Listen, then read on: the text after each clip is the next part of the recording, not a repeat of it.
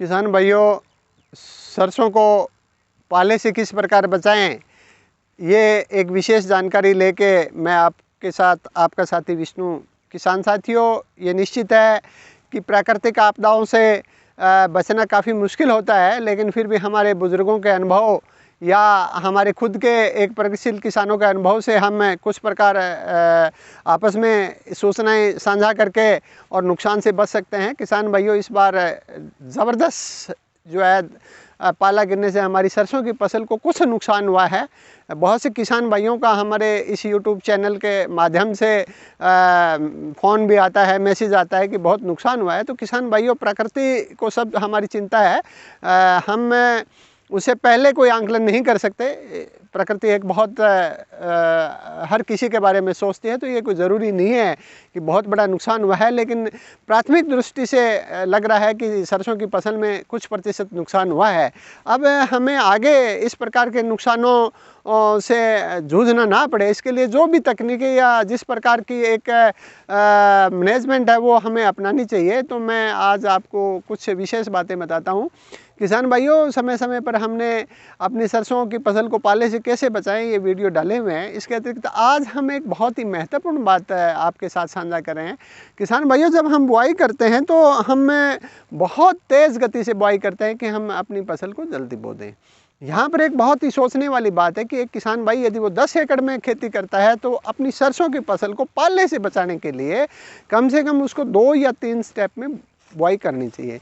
मैं यहाँ पर एक आपको प्लांट दिखा रहा हूँ। अगर आप यहाँ देखें तो पाले से इस फसल को नुकसान हुआ है, क्योंकि ये पूर्ण रूप से फलियाँ प्राप्त कर चुकी है, तो इसमें निश्चित रूप से 10 से 15% नुकसान फिलहाल लग रहा है, ऐसा महसूस हो रहा है। लेकिन इसी एक फार्म के अंदर आप देख रहे हैं कि एक बगल के अंदर जो सरसों लगे है वो अभी तक फ्लावरिंग स्टेज में है, 20 से 30% इसकी फलियाँ हुई है। तो एक प्रोग्रेसिव फार्मर्स जो है इस पर थोड़ी ध्यान देकर इस की जो कमी है वो यहाँ पर ठीक कर सकता है। अब बात ये है कि सिर्फ ये एक मैनेजमेंट की बात है कि पाले से बचाने के जो विभिन्न तरीके हैं उसमें एक सबसे बड़ा तरीका ये है कि हमारी कुल सरसों का जो रकबा हम खेती कर रहे हैं उसमें से अलग अलग डेट में हम अपने सरसों की फसल को बोएं। सबसे बड़ा नुकसान पाले से इस प्रकार की सरसों को हुआ है, इसका परसेंटेज बहुत ज़्यादा है, क्योंकि इस बार बारिश होने से किसान भाइयों ने अपने खेतों में सबसे अगेती किस्म में सरसों की बुआई कर ली थी, जिसमें सितंबर के लास्ट डेज और अक्टूबर के पहले सप्ताह में।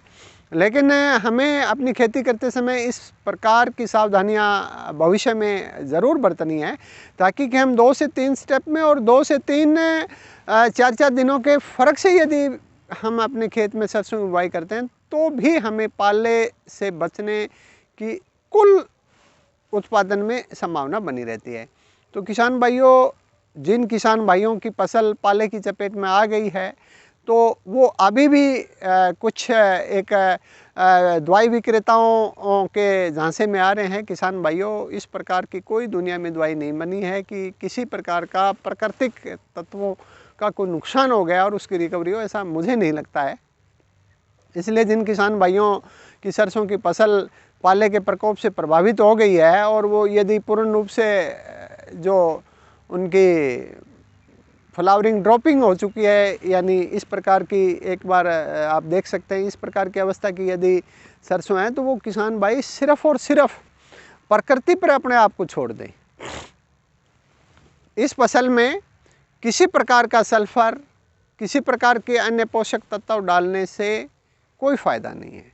यदि आपकी भूमि में प्राप्त नमी है तो ये निश्चित रूप से अगर अपने सिस्टम से ये पककर तैयार हो रही है तो ये इसकी भरपाई कर लेगी।